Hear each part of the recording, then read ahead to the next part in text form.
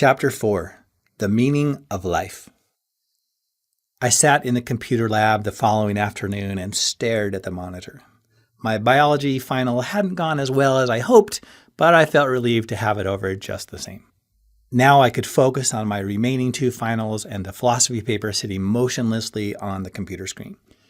I had filled the required 10 pages with ideas and quotes, but couldn't come up with any kind of conclusion.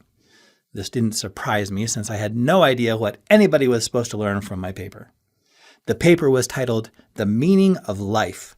I began the semester optimistically and in my foolish enthusiasm, determined to discover and reveal the meaning of life in 10 short pages. My professor had tried to dissuade me, but I would not give up. I have the entire semester, I reasoned. It can't be that hard. I was wrong. I skimmed the musings of ancient and modern philosophers, psychologists, religious leaders, even musicians, and found a few good insights, but nothing capable of definitively defining what the meaning of life means, nor discovering the secret of how to achieve a meaningful life. I did succeed in finding plenty of contradiction, however. Kant, for example, considers only the intention behind actions in determining the value of one's course of action or another. The right choice may result in suffering rather than success and satisfaction. Such principle-based living may provide direction, and doing what's right will surely bring about some satisfaction, but there's no guarantee it will lead to a truly meaningful life.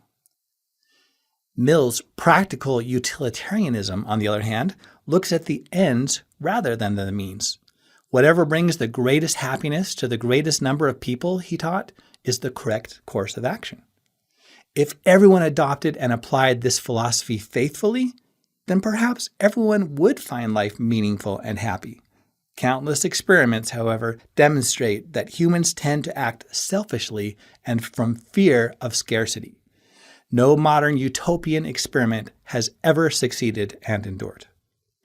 Sartre, Beckett, and other existentialists suggest that life is inherently arbitrary, meaning if such a thing exists, is fleeting and insignificant. Modern philosophers of language engage in arcane discussions about the shades of meaning and the word meaning, but I could never extract any useful ideas from their expositions. Studying other fields didn't help much either. Freud had a major impact on the development of modern psychology, but his oversimplified assertions that were driven toward pleasure and away from pain seemed to describe only the animal side of humankind, and it doesn't serve as a very detailed nor effective guide to creating a satisfying, meaningful life, because even continual pleasure cannot create an unlimited supply of meaning. 100 years of psychology had focused almost exclusively on what's wrong with people rather than what's right. I didn't expect to learn much about meaning by studying emotional trauma, schizophrenia, and phobias. Christianity advises losing oneself in service to others. He who loses his life shall find it, Jesus teaches. But comprehension of such doctrine requires first-hand experience, not merely rhetoric. So my paper could not convincingly explain that solution. The Beatles sing that all you need is love, but just because you want to hold someone's hand doesn't mean the feeling will be reciprocated or that it will endure and result in a meaningful life. Reading my paper almost had the effect of leaving readers more confused about the meaning of life than they began. I frequently considered changing the title to The Meaninglessness of Life. Someone walked behind me and kicked my chair on the way past. "Hey, Spence," Adam said, sitting down at the next computer. "Almost done?" "Hey, Adam," I replied, "Sort of." "How can you be sort of almost done?" he asked, unzipping his backpack and peering inside. "You either are or you aren't." "I'm almost done," I explained, "but I'm stuck on the conclusion." "Got it," Adam replied, and began rummaging through his pack for his flash drive. When he didn't find it, he began emptying the pack's contents onto the table, pulling out handfuls of sunscreen tubes, chemical hand warmers, and energy bars. Adam worked at the outdoor recreation center on campus and spent most of his time outdoors, making the most of the local mountains and his free equipment rentals. His bright green eyes glowed with energy and showed none of the stress and fatigue evident in most students' expressions in the room. His tan face and muscular arms boasted of a summer spent scaling mountain crags and an early winter chasing first tracks on backcountry telemark skis.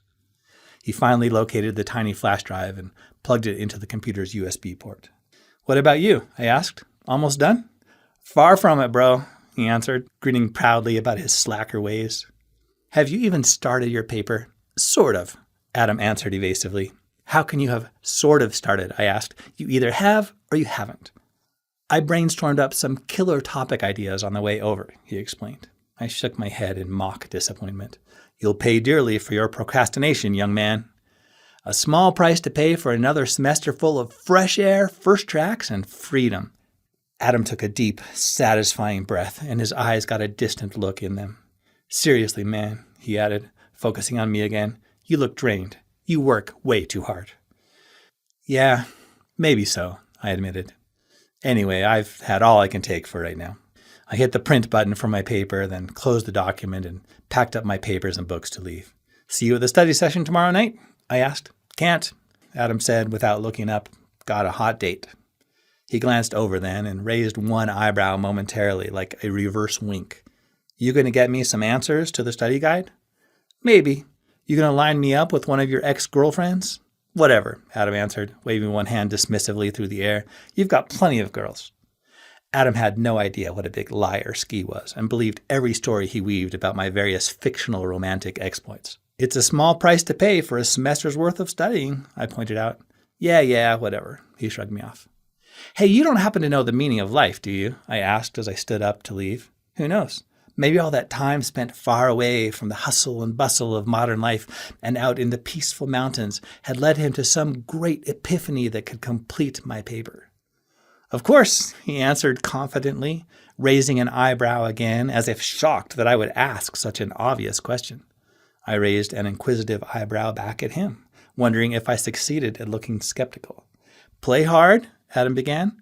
"Then play even harder." "Seems to work for you," I conceded. "Try it sometime," he insisted, "and you'll discover that everything you need falls right into your lap." Yeah, I replied. "Whatever. Later, man."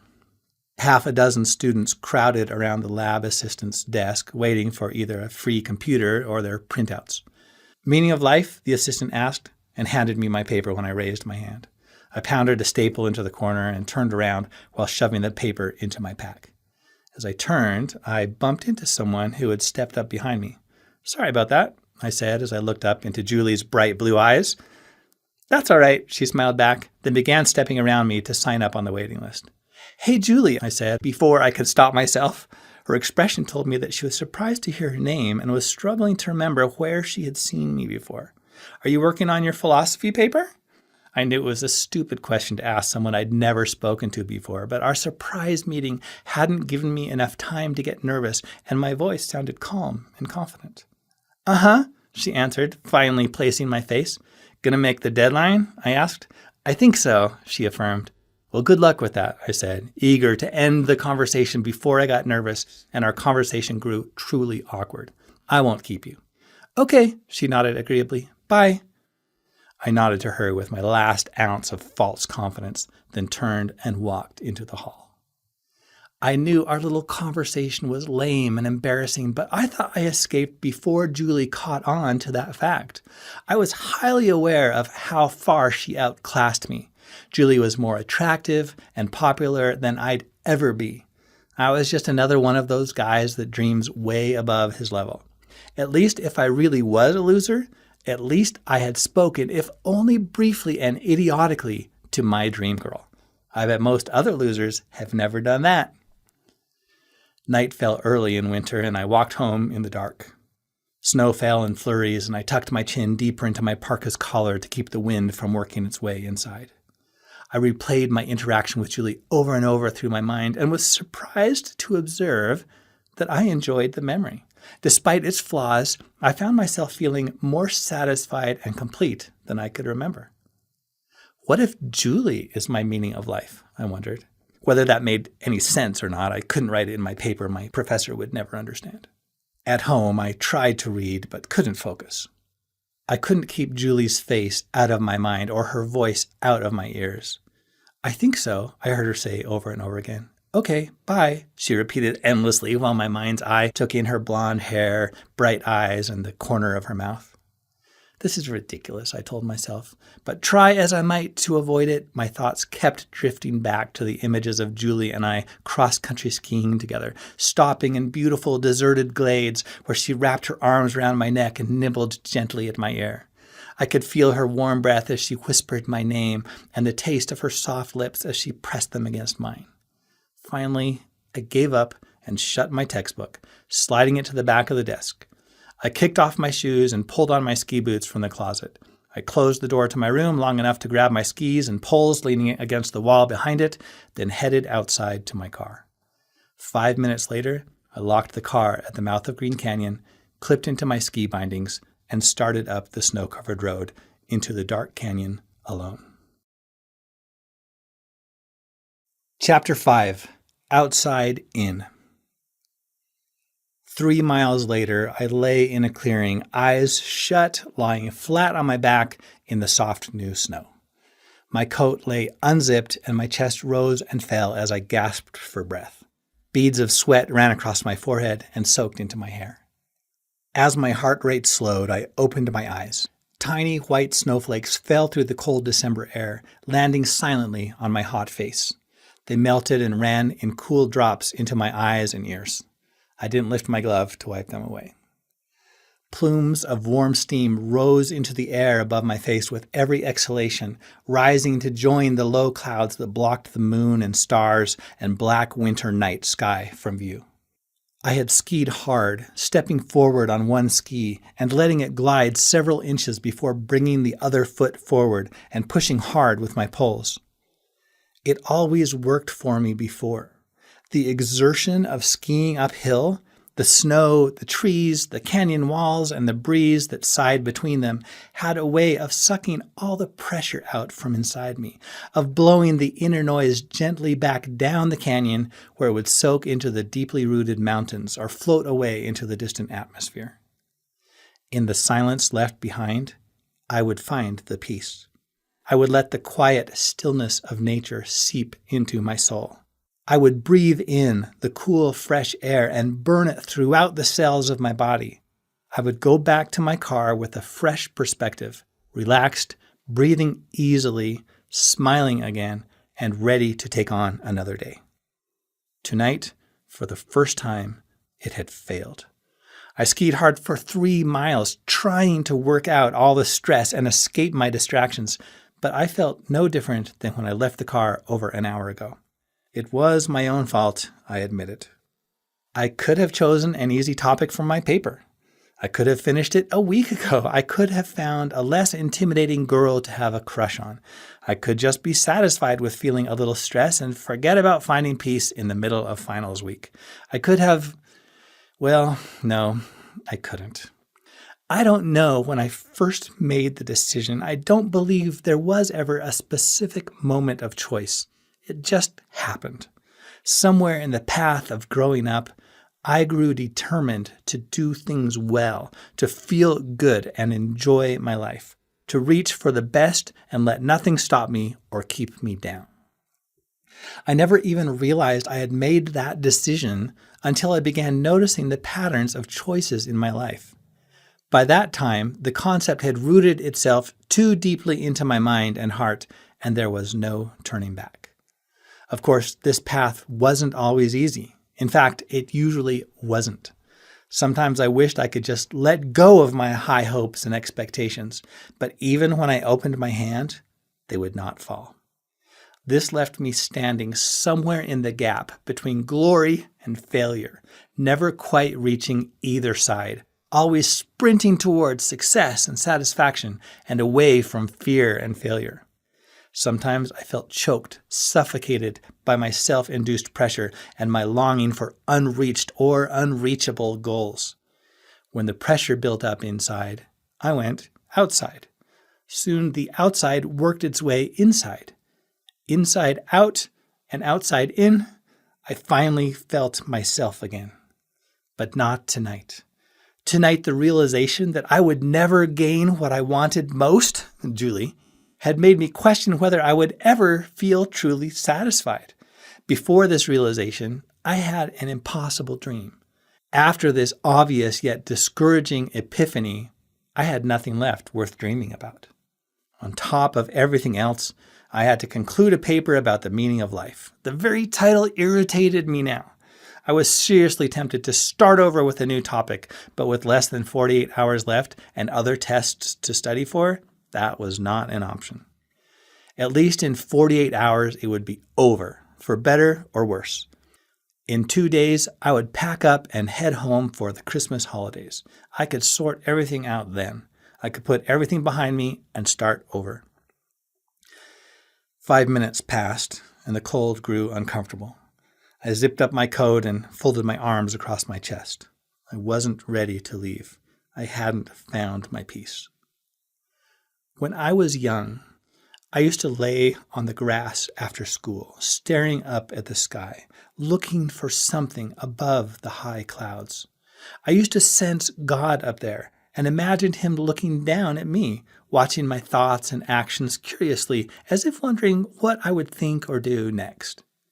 I always pictured him like my grandfather, only with a flowing white beard and a sort of patient longing in his expression. "Dear God," I whispered in a barely audible voice. Even knowing that I was utterly alone didn't make it comfortable to pray out loud. "Thanks for this beautiful canyon. Thanks for my family and friends and all my blessings and opportunities." I paused and searched for the next words, then half thought, half whispered them. "I'm sure everything will work out just fine. It always does. But could you give me a little hand? Maybe help me finish this paper, help me figure out the meaning of life, and help me forget about Julie too, maybe. Maybe have one nice talk with her and then get over it and get on with my life. Or whatever's best. Thanks again for everything. In Jesus' name, amen." I lay there for a minute longer, looking for some indication that my prayer had reached heaven, then shivered and stood up. I clipped my boots into my ski bindings and took my first gliding steps down the canyon. The narrow mountain walls to either side and low cloud ceiling above created the impression of skiing through a dim tunnel. I kept one foot a few inches in front of the other for balance as I sped quickly down the steep sections of trail, my skis rattling over icy bumps beneath the new powder. When the canyon floor leveled out, I slipped into an easy step-glide rhythm. Maybe that was the meaning of life. You can't avoid the ups and downs, but when the downs come, just try not to fall and keep going until you warm up again. I had given up on the idea that most of life can feel meaningful, but I desperately wanted to prove myself wrong. I wanted to discover the secret I had missed, something universally worth living for. What I did not yet understand was that no one can just tell you the meaning of life.